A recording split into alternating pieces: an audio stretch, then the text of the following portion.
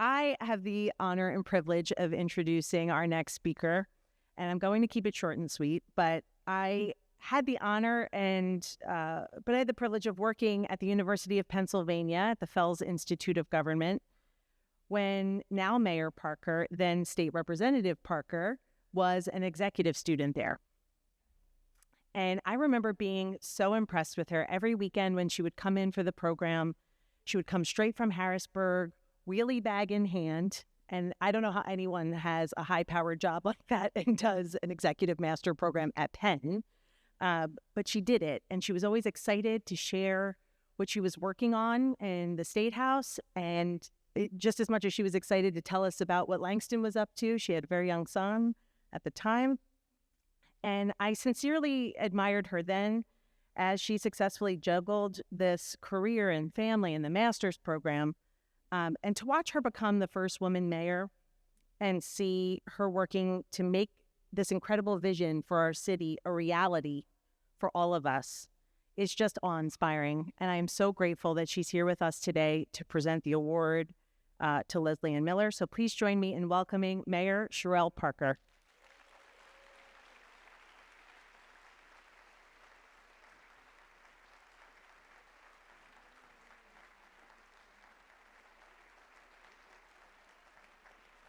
Wow.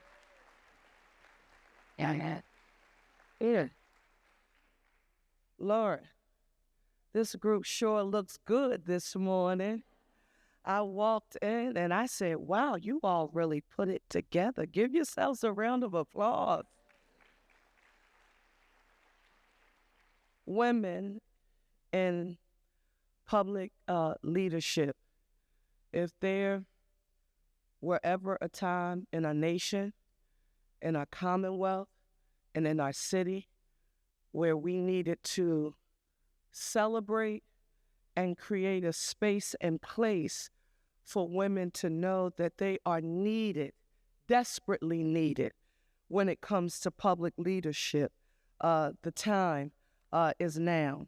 On this morning, I have the honor and privilege to be amongst each of you, professionals, colleagues, trailblazers, and quite frankly, living legends who quite simply are also mothers, grandmothers, wives, sisters, aunties, and nieces. I felt even more privileged to be asked to present this award to a woman, and we'll talk a whole lot about the accolades and the things that she's done.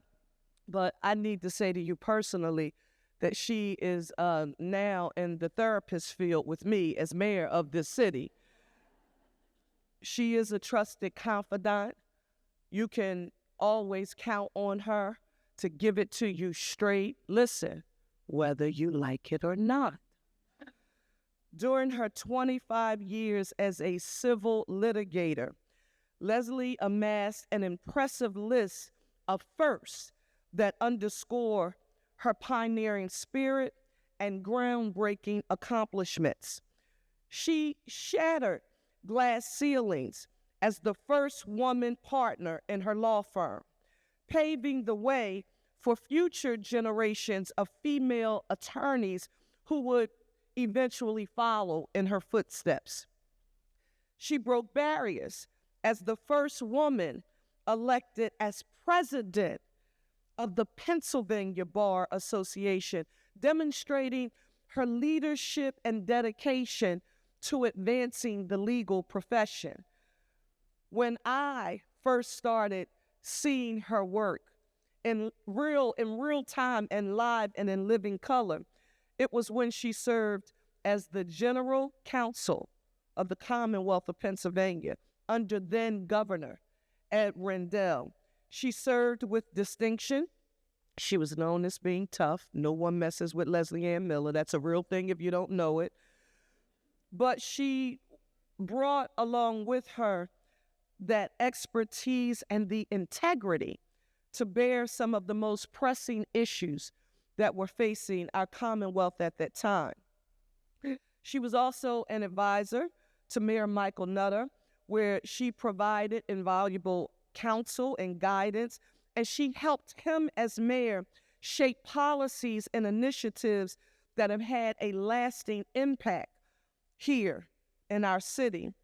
And yet, lots of you who are here today, you know her for her deep commitment to civic engagement and community service. To me, the professional accomplishments, the legal accomplishments, like extremely impressive, right? But the civic engagement and commitment is extremely important. And quite frankly, to me, it is what sets you apart and puts you at the head of the class. Listen to this. She's held a multitude of leadership positions here. Chair of the board right here at the Philadelphia Museum of Art, Mount Holyoke College, and the Philadelphia Flower Show.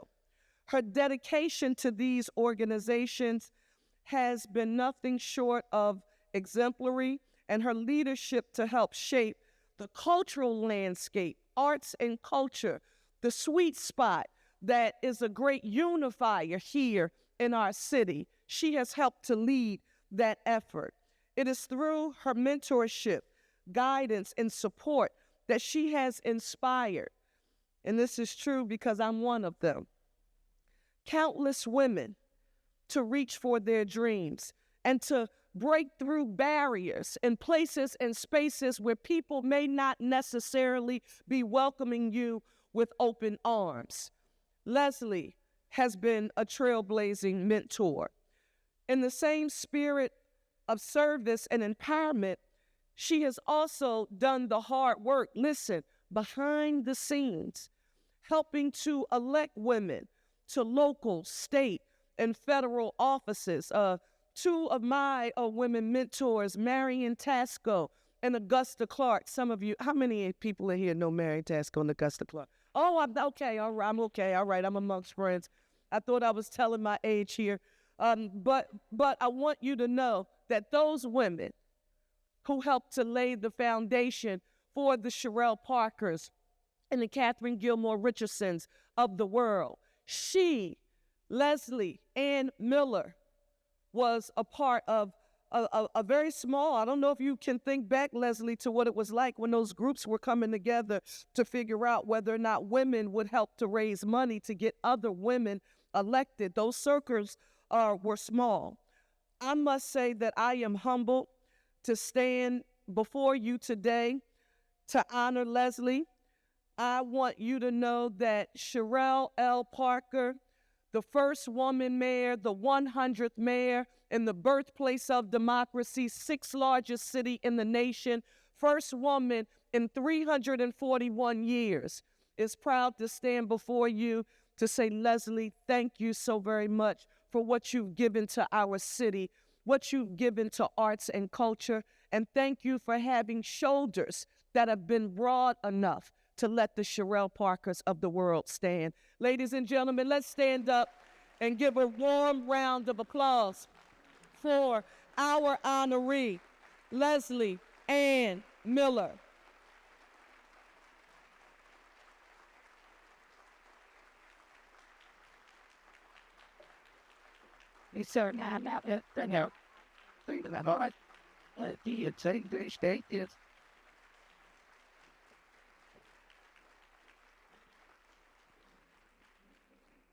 Well, thank you, Mayor Parker, for those kind words and that wonderful tribute. I must say I really didn't recognize myself. But what I was thinking as I listened to her is that I know better. You should always follow your gut. And my gut said, figure out a way to avoid following Mayor Parker. Note to self, never again. Seriously, I hope it's obvious, honored and humbled by this award. And if I had any sense, I would smile sweetly, thank you again for being here, and send you on your way. But those of you who know me know that smiling sweetly isn't my forte, and I can't relinquish this podium without offering a few but very important thanks.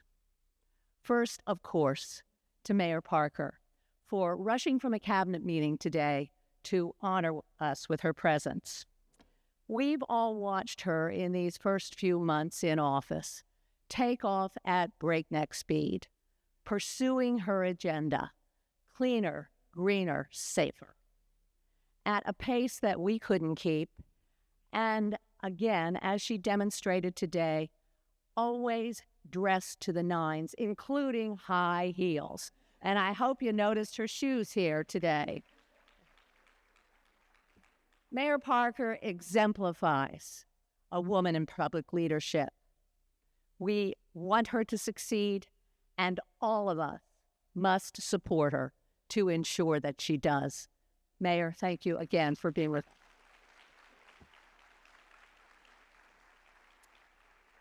Secondly, I want to thank our panelists, each clearly a woman in public leadership, and each clearly demonstrating that they make a difference. We could have gone on and listened to that discussion for a lot longer, but in the short time that was allotted, what was abundantly apparent is that we need more of you. And we look forward to watching you continue to make your mark in communities here in Philadelphia and across the Commonwealth. Thank you. You underscore the importance of women in public leadership.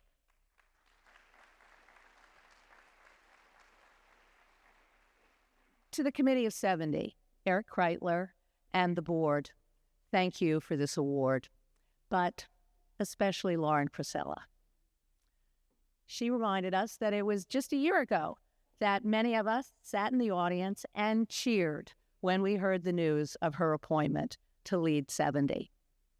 And we watched in 12 short months as she has clearly established herself as the face and the voice of the mission of 70, talking about the importance of their work to ensure effective government, safe elections, as we all have agreed today, more important than ever in this fractious world. Lauren, you are our woman in public leadership, and what a treat it has been to watch you start to make your mark. Congratulations.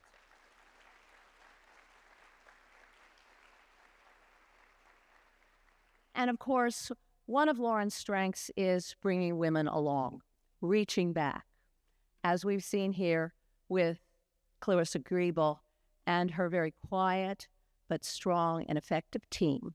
Clarissa is the Director of Advancement at 70, and she and her team were responsible for executing this event today. Clarissa, thank you very much.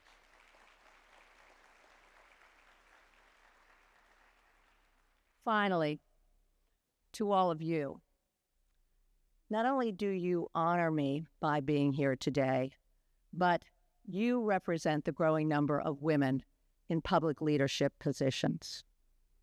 As I look around this room, I see countless faces of women that I have been lucky enough to get to know, to work with, and women who have inspired me throughout the years. So many of you, as deserving, if not more, to be up here today accepting this award. You, in your own spheres of influence, are driving social change, are improving the committees that we live in. You are providing for our future. And so it is in that recognition, with that spirit, and that spirit only, to all of you, that I accept this award on all our behalf here today. Thank you for everything that you do.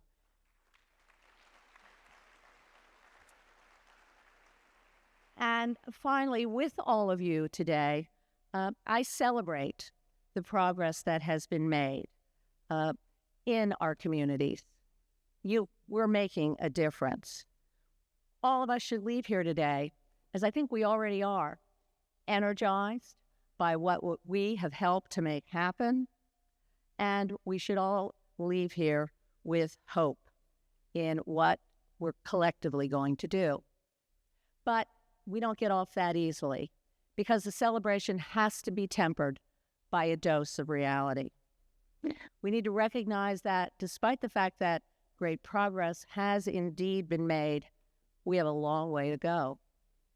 Pennsylvania has yet to elect a woman governor, has yet to elect a member of the United States Senate. Our institutions, our educational institutions, our medical institutions, our not-for-profit institutions still lack sufficient numbers of women in leadership positions. There is clearly work to do. I am sure, however, that together, recognizing all that lies ahead, including, by the way, issues that greeted me 40 plus years ago when I arrived in Philadelphia to start to practice law, that are still hanging around, still giving us grist for the mill. I know that collectively we can make a difference. And we will collectively work toward a day when women in public leadership are so commonplace that we don't need to recognize first. So for now,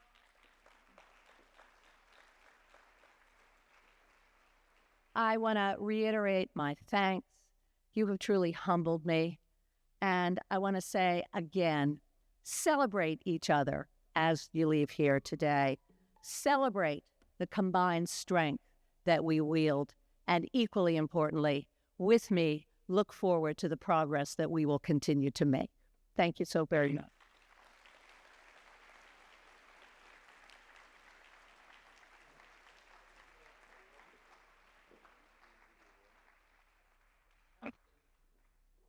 Oh, yeah. Can't read the seats that actually.